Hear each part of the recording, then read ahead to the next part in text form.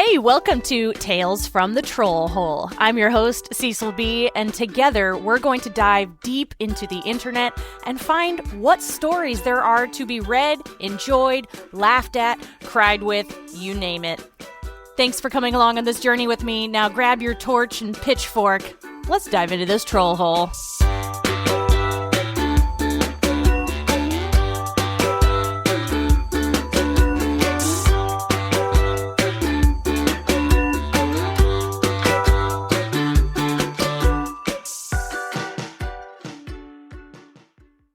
Here we are again, friends. It's just now become summer, right? Just now, it's not even really summer. How many times am I going to backtrack in the first 30 seconds? Let's find out. So, it is now springtime, and I am already thinking about spooky story time because it's just cool, all right? Art is supposed to make you feel something. Fear is a feeling. It's something you feel. And I think it's really cool to read stuff, especially reading, because your imagination is like 1,000 times scarier than any movie or sound is going to be, in theory. But also thinking about all the hikes I've been going on and a lot of folklore exploration. And there's a lot of really unexplained things that happen out in the woods. And that's not even to get into the national park people disappearing left, right, and center and the underground system of tunnels. You see, last week when I said I was going to talk about a series of things, I think this is the beginning of that series. So we're going to talk about spooky, scary things and also some cool stuff, like happy stuff as well. But first on the list is a mimic, because those really freak me out. I will say the first time I became aware of mimicry in the folklore setting was in a horror movie, actually, and it was Annihilation.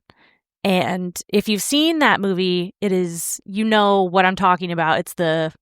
There's two instances of it, at least. So the one is when they find that bear that is doing the death call of their friend. So they think that their friend is injured and it's their friend screaming. But this animal just, in a sense, was able to mimic the last sounds that she made as it was mauling her. It's so horrifying. I'm so sorry. And then, of course, there's the ending where, spoiler, the alien thing essentially becomes another version of the main character. I think it's Natalie Portman. But that was just really so much unease about that whole situation of something's not right. That's not me, but it is me. What is happening? Because in that moment that you've fallen victim to some sort of trap, Okay, so basically some information about mimics. Mimics might call out to people using their names, or mimic screams or the sounds of loved ones to lure victims into danger. That is absolutely horrifying. I have been lost in the woods before a couple of times at night, and it is so quiet. And so you can hear even a branch snapping, 50 feet away. And I'm talking like twig branch, not like branch. I said the wrong word for the wrong size of stick just then. And imagine in that stillness, you're looking for someone and you hear their voice in stress calling to you. I cannot think of a single reason why I wouldn't run directly towards that sound. But if it was a mimic, I'd probably be dead. I mean, I don't know what they do with you when they get you. Maybe they just want to have a tea party. I don't fucking know. Because I have a feeling that if they get you, you're not going to tell anyone what happened because you're going to be trapped in Tea Party land or possibly dead. Or both. Who knows?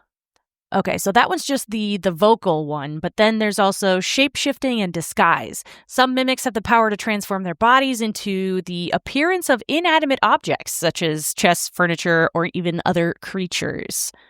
Wild. So you're just out in the woods, right? All of this happens in the woods to me, because where else would it be? In the parking lot of a Walmart? Maybe. But I don't think so.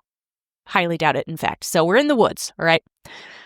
And all of a sudden you see a chest like overflowing with gold and gems and a nice fuzzy blankie, but something is telling you that it's not right.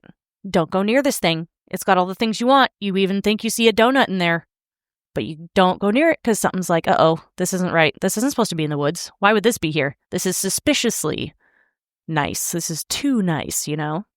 And the primary goal of mimics is usually to lure people into some sort of dangerous or deadly situation. So for some examples of different folklore traditions, so there's the mimic demon. If you are one that subscribes to angels and demons and religious beings, that would be one. So these would be demons that have the ability to mimic voices of loved ones or those living in a house. Now that is one that I've seen people make TikToks about that really made my blood run cold. Where you're in one room and you hear, say, your mom calling you from another room, and so you get up to go, and then all of a sudden your mom is looking at you through the window saying, "That's not me. Do not go over there." Like, oh, blood runs ice cold. Damn. That's just even a memory of the video, and I just got full body shivers. Ooh. I think that's worse than being in the woods, because in the woods, you're in their house, right? But if they are in your house, that is insult to injury. That is, yuck. Okay, and now there are some Appalachian folklore. Appalachian. There's apples and chains. All right, Appalachian folklore. Some creatures in Appalachian folklore are described as using mimicry to lure victims. So that's more of the auditory ones.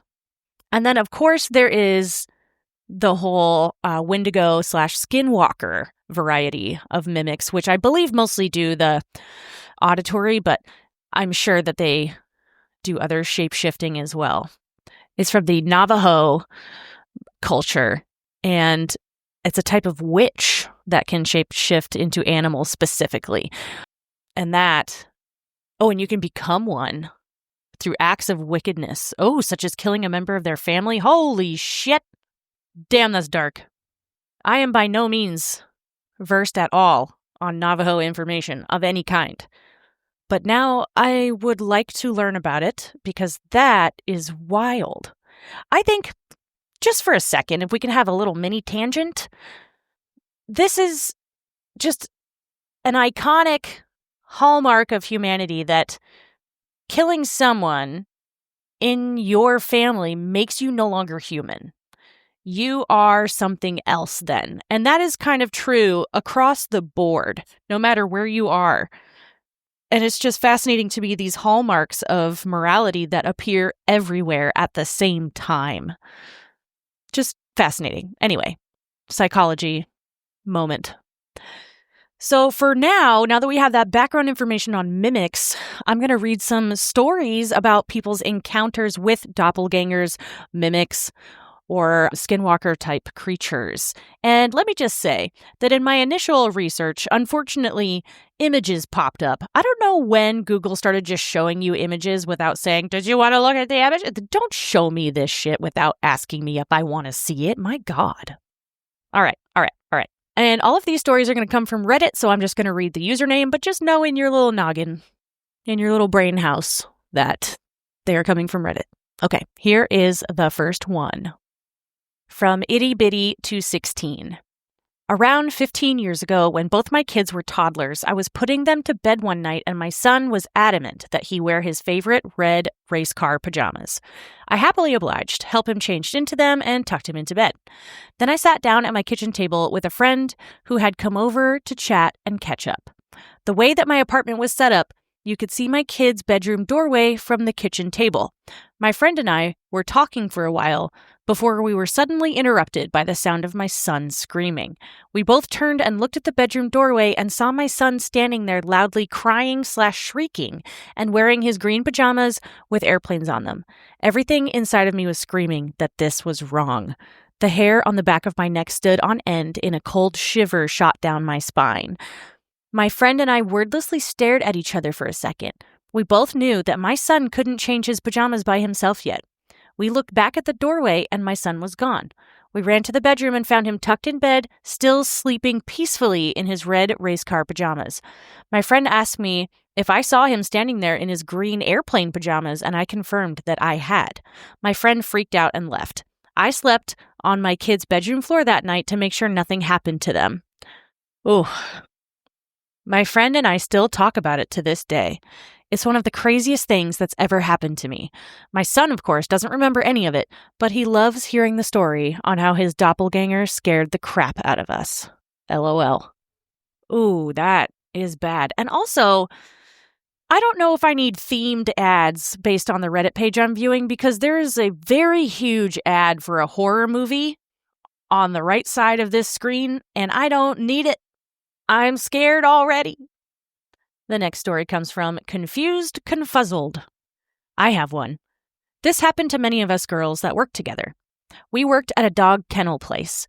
Many weird things happened, but let me stick to our main theme for this comment. We would hear each other speaking when we weren't even there that day. What? I would constantly see my manager standing next to me as I bathed dogs like she wanted to say something, but when I turn around, no one was there. We would randomly get called to the kennels or office, and when we would get there, no one was looking for us. Sometimes our radios, turned off, would go on and say, "Bring Fido to the office for pickup." We get to the office with said dog, and no one had radioed, or the owners were not there. Twice, one of my friends texted me mad because she saw me talking to the manager on my day off and was upset I didn't go back and talk with her for a bit. I didn't go in. We called it the mimic or imitator, but it was always the same three of us that were mimicked. Like I said, a lot more and creepier stuff happens, so if y'all want, I can write out the experiences from that job. Wow. I mean, I know that this is a serious topic, but also I think that if I have a mimic going to work, she better be getting paid too. For real. You're pulling double duty. And how confusing for the dogs too. Although, I mean, dogs know, they know shit. They know what was going on. That's very odd. I would be very interested to know if the dog's behavior was different around the mimics or not. I bet it was definitely different. Here comes a story from Woodland Warden. My girlfriend and I were setting up some furniture in her basement. I told her I'd be right back, went out the door and up the stairs to get to the bathroom. She had come up a minute later and was asking if I had come back downstairs. I hadn't. She began to explain to me that I came back into the basement, stared her down, and walked into the laundry room. She went to go investigate to see what was wrong with me, but nothing was there, and I had been in a whole different area of her house. The house was built in 1912, and it's very active. Her mother has seen a mimic of my girlfriend a few times as well. Oy. Now, here's an interesting theory, perhaps, that maybe the mimicry that people see sometimes is a crossing of parallel universes just for a moment, because I don't know how many dimensions there are, but they gotta be crossing through sometimes. Like, you know how a Klein bottle crosses through itself because of time being the fourth dimension? Why can't something like that be happening? And you're just seeing a different version of yourself in the same place, but in a different universe, and it just briefly just crosses, right? That could happen, right? But maybe that's worse, though, because if that mimic is doing something fucked up, then you have to come to terms with, like, that version of you being evil. Or maybe, what if you're the evil? Oh, no. All right, the next story comes from Starry Lisa, 61. One day, years ago, I ran into a friend I hadn't seen for a few months. I said, hello, and she got a bit snippy with me and made the remark, "Oh, now you're talking to me." I was bewildered, and even more so when she told me that she had seen me in her church at the 11 o'clock Mass the past 3 Sundays. She talked to me at each Mass, but I either glared at her or ignored her. I told her that I went to my church's Saturday 5 o'clock evening Mass and was nowhere near her church at that time. She kept insisting that it was me, so I suggested that I go to the Mass with her the following Sunday. I did, and I wasn't there that day. We'd gone through grade and high school together, and she knew me and swore up and down that it was me, dressed in the exact same coat I wore, the same makeup and perfume. So how was I there when I wasn't? It's truly mysterious. You know, I do think that there are There's something to be said for people who look a lot like other people. And I'm not saying that's what happened here, but I've seen pictures of people on the internet who look exactly like me, but just maybe slightly different height, slightly different weight, slightly different hair color, but it's like I'm looking at myself, even mannerisms and stuff. So I know that that happens, but at what point does it stop being that and start being something not right? There has to be a line somewhere. Here's one from Oculat.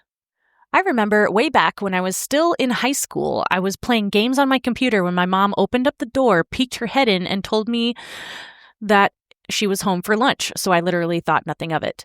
Only thing that felt off was the blue shirt she was wearing, which I've never seen her wear before. But then again, I never cared much about those kinds of details to begin with. Anyway, an hour goes by and my mom opens up the door and she peeks her head in to tell me that she just went on lunch and wanted to know if I wanted to get some of her fries. I told her I'd just seen her an hour ago and that she told me she was on lunch and how she was wearing a blue shirt, which at this point, now she was wearing a white shirt. She looked confused and told me she hasn't been home all day since leaving to work and that it was 1 p.m. when she usually takes lunch.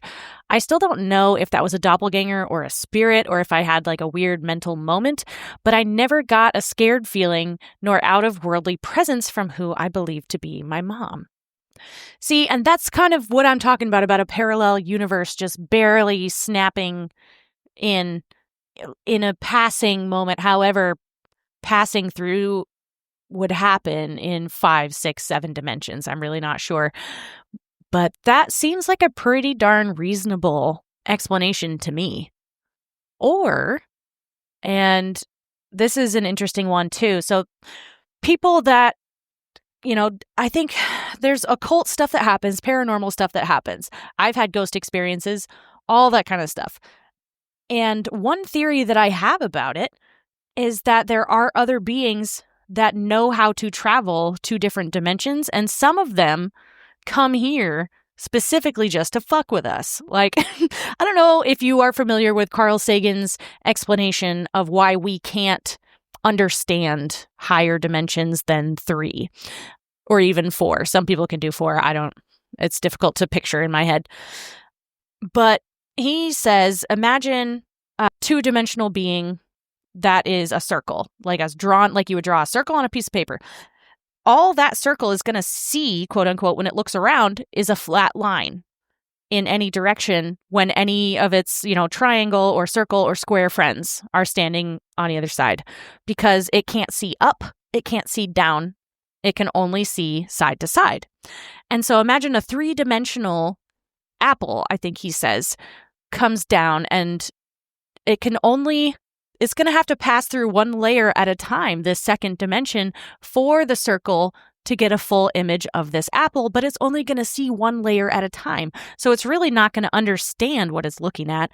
And if that apple is just trying to fuck with that circle and be like, haha, aren't you scared? I mean, who's to say they don't do that for fun here with us? Anyway, let's continue. This next one is from Agreeable Wave 636. I have a ghost in my house. It's completely harmless except for its liking to mimic me. All of my family members say that they saw me walking down the stairs or that I called them. I will just be there in my room minding my own business. The funny thing is, I have never heard it or seen it, but everyone has had that kind of experience with it except for me. It doesn't show itself to me, but it likes to present itself as me. I think all of this, there's got to be evidence of these things, especially now that a lot of people have indoor security cameras for their own peace of mind, stuff like that. There's got to be evidence where you can see one person in their room and then another version of them just manifesting from somewhere, unless they don't show up on camera. But I think that would be very, very, very convenient because so many things show up on camera. We've got ghost encounters. We've got all kinds of weird stuff happening on camera. And I think mimics, to be truly mimical, would show up on cameras and pictures and stuff, So I'd love to see something like that. Because that's the thing about me. I do love this kind of shit, but I also really love evidence and facts. And I'm open to new ideas and things that are not explainable.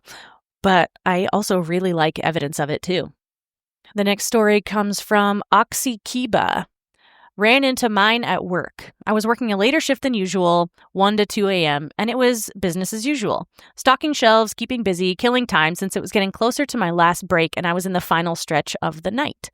For some degree of context, I have a distinct appearance in my workplace. On the taller side, wiry, long hair, cargo pants, steel-toed boots, black beanie. I'm in my head, straightening up a shelf. All of a sudden, I get the strangest urge to turn around and look down the aisle. There I see him. Looks exactly like me, looking at the shelf parallel to mine and at the opposite end of the aisle. Same build, same hair, same blue shirt over a black hoodie, etc. I stop dead. They stop and look at me. We both just stand there a minute before they bolt and go around the corner. I stopped stalking and followed. Couldn't find him after that. Was really weird, and I try to brush it off as not being super familiar with the Night Stalk crew, but I haven't seen them around since. See, I would ask the management to review any footage, if there was any, from the security camera and be like, listen, I can't explain it, but I need help. This person was running. It was very suspicious. So frame it in whatever way you need to get management to show you the security footage. But that's what I'm talking about. I need to see it. I need this evidence. I need it. The next story comes from Head in the Clouds 61. I've never seen my doppelganger, but my son told me he had seen a spirit that looks like me at our house. He went inside my room and saw it on my bed staring back at him. It scared me for a bit. I've also heard my dad's voice when he wasn't home, and my boyfriend and son have heard my voice say their names when I actually didn't. Here's another theory, perhaps. What if these beings are from whatever the afterlife happens to be, if there is one, or a neighboring universe, parallel dimension, whatever, and they're trying to communicate somehow, but existence is different in higher dimensions, and it costs too much energy to have a physical form here that is original, or their physical forms don't make sense, so we wouldn't be able to make sense of it, and so they just use whatever they have.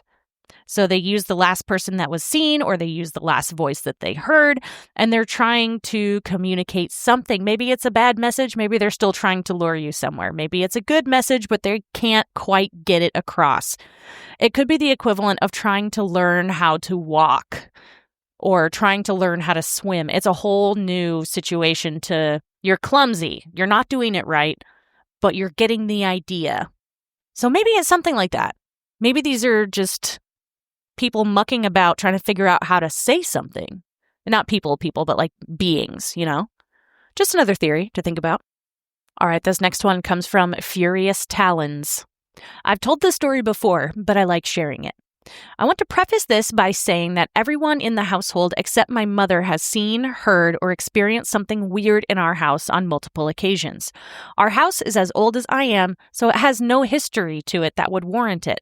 But before our neighborhood was built, it was woods and some farmland. When I was in high school, I'd like to say maybe sophomore year, I came home and went to my room. It was sometime after 3 p.m., so there was daylight. On the way to my bedroom is a short hallway where my sister's room and a bathroom are across from each other before reaching my room. My sister had moved out for college, so she wasn't there. I always got a feeling like I was being watched from her room ever since I was little, whether she was there or not. I had never seen or heard anything, though, just the feeling was prevalent. I avoided even looking at her room because it creeped me out so much. Our family dog liked to sleep on the bed in there, so I figured nothing bad was around at least. On this day, I dared to glance into the room as I walked past it, and my eye caught movement from the closet door that wasn't shut all the way. It opened a little bit, and I saw a person peeking out at me. I stopped and froze for a few seconds, and the door opened a little bit more, and the person I thought looked a lot like me. It had my body shape and hair, but where the face should have been was just blank pale skin. Oh, no eyes, nose, or mouth. It wore clothes that reminded me of my sister, but not ones I'd wear. I remember the shirt had a stripe or pattern on it, but I only usually wore graphic tees, so it was like it had combined my body with my sister's clothes. I panicked and bolted to my room, closing the door behind me and hid under my bed sheets. I told it out loud to go away and prayed in my mind I wouldn't see it again. I haven't since. The feeling of being watched from my sister's former bedroom kind of went away after that. It's like it was watching me for years and years in an effort to copy me or my sister. I think it wanted to mess with me. I didn't get bad intentions necessarily from it, but it scared me. I'm pretty sure our dog was sleeping in there when it happened, but I really do not ever want to see it again. Oh, yeah, as soon as they described, that's a classic horror trope too. It's just there's something wrong about that. Ugh. The next story comes from Sometimes Jack. This happened to my friend. She came home at about 1 a.m. and the house was dark. On entering, she hears her mom say, "Hello, Jill," from just outside the kitchen door. She's a bit sketched out as to why her mother would be just standing there in the dark, but assumes she's just about to go down to bed as she's been locking up. She asks why she's down there, but gets "Hello, Jill" again. Turning on the light, nothing. Her mother was upstairs asleep. Nothing else happened, though. That was her only experience. Well, that would be plenty. I don't know. It's more of a quality over quantity situation for these, I'd say. Here's one from R.M. Robin Gale. I've had an experience with one. It only ever copies my oldest daughter. Everyone in my family has seen her. One time, I was cooking dinner for my mom. I'm in the kitchen and I see and hear my daughter hit the step to my mom's room. There's a loose piece of linoleum that always makes it click when you step on it. She knew she wasn't supposed to be in there, so I immediately turned and looked at her and said, "Hey, babe, you know you're not supposed to be in here," and followed her. I look everywhere only to find that she's sound asleep in her room. There was no way she could have walked past me without me seeing her. The thing is, it never speaks. It just walks by. I have no idea what its intentions are. My mom had seen her and spoken to it, thinking it was my daughter one morning. She thought it was super strange that she wasn't answering any of the questions and just walked off. Well, anyone who knew my mom knew you don't just walk away from her when she's talking to you. You are more likely to get a chunkala to the face than have a rational conversation. I hear my mom come barreling down the hallway screaming for my kid. I tell her, "Mom, she's been here sleeping the whole time." I'll never forget the look on her face. It only ever mimics my oldest, and only when she's sleeping. It doesn't try to get us to go anywhere or do anything. I'm flummoxed. Okay, what's cool about this one is that it only happens when she's sleeping, and so I'm wondering if that kid is a really, really, really good astral projector and is dreamwalking. I mean, that would be the best possible scenario. So now I think would be a good time to tell you the only story that I know of in our family that involves a possible mimic. So when I was born, it was into a house in California with my biological father, his 2 kids, my mom, and my older sister. So a little bit of a Brady Bunch sort of situation happening. And this absolutely was a haunted house, big time. I will tell that part of the story closer to Halloween, I think. But the particular part of the story about the mimic is very interesting. So this was in the 80s, and times were different, meaning my parents went out on a date and left all the kids at home by themselves at night. So great, bonus, love it. And this being Southern California, there's not exactly big, giant, spacious yards happening in this particular neighborhood. It's very close together. There's this little tiny, like average size space, like a few feet between one house and the next. And there's windows that face each other in these houses on the sides there.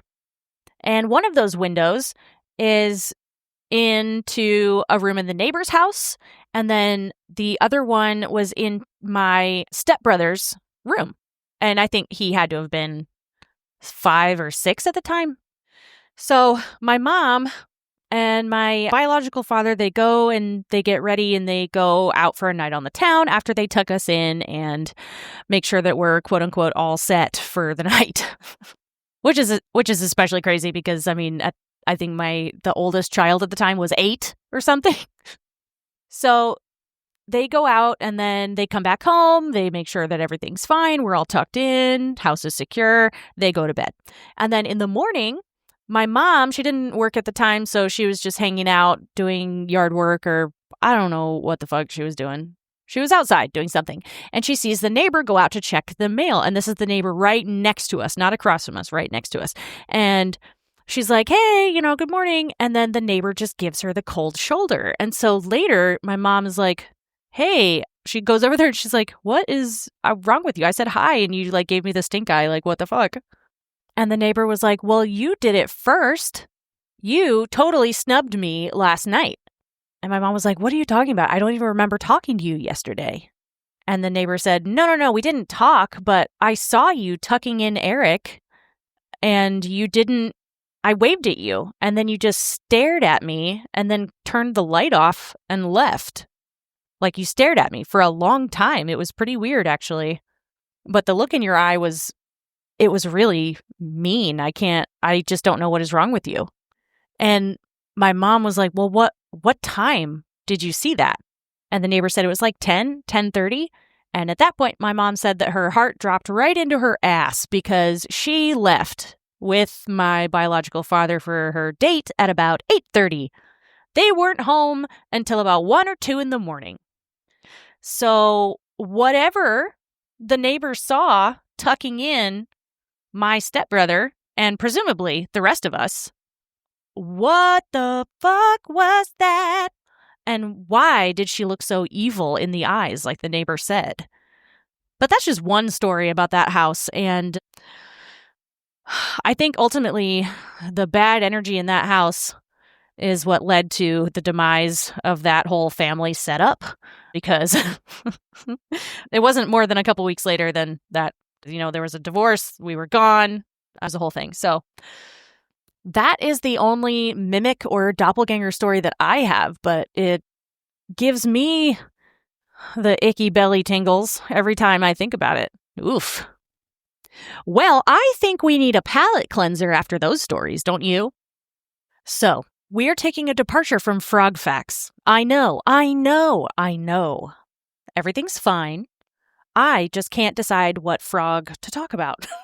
So we're making a departure from frog facts for today, and I am going to instead talk about hilarious history facts because I am boring. And these facts are coming also from Reddit, so, take them with a grain of whatever seasoning you want. I'm going to take mine with a grain of garlic. Okay. Notorious pirate / pirate hunter Benjamin Hornigold once attacked a ship just to steal all of the crew members' hats. His men had gotten drunk and lost their hats during a party the night before and decided to board the ship to get replacements. Holy shit. There's a comment that clarified he apologized and left the crew alive, so that's nice. I want to see the hats. Hat reveal. What was so dope about those hats? What if they had no hats?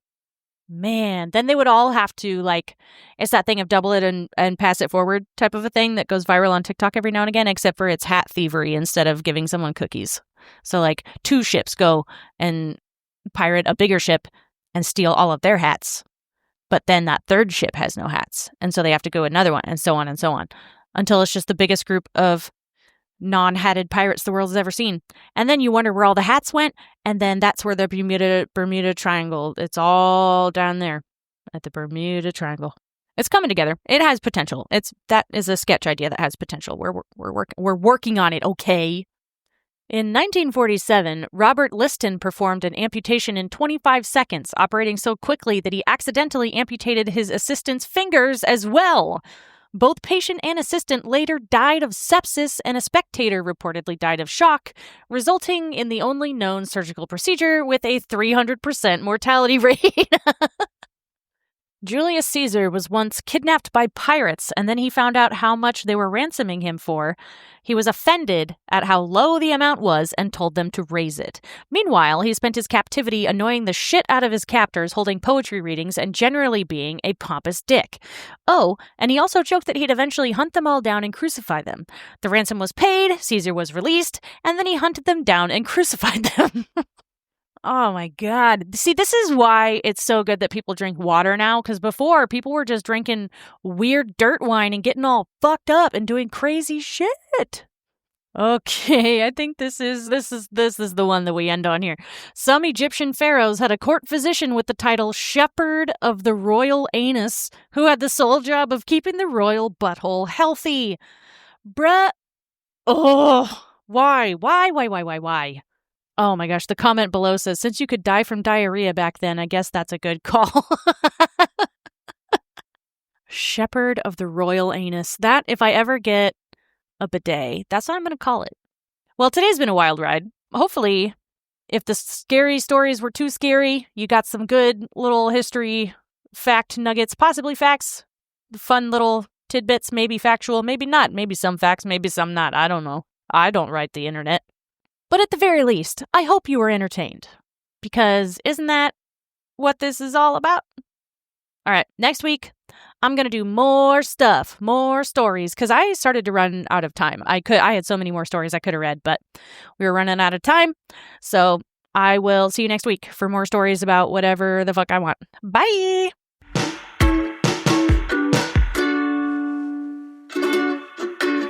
Thank you so much for listening to Tales from the Troll Hole. I'm your host, Cecil B, and this show is produced by me. Our theme song is by Vervex. They're a great band. You should give them a listen. You can stream them anywhere. They're also on TikTok and Instagram. Remember to subscribe so that you don't miss out on a single episode. And also find us on Instagram, and then you can send in your own stories. I just ask that they're true and that they're not going to scar somebody for life. You know what I mean? Anyway, thanks for listening, and I'll see you next week.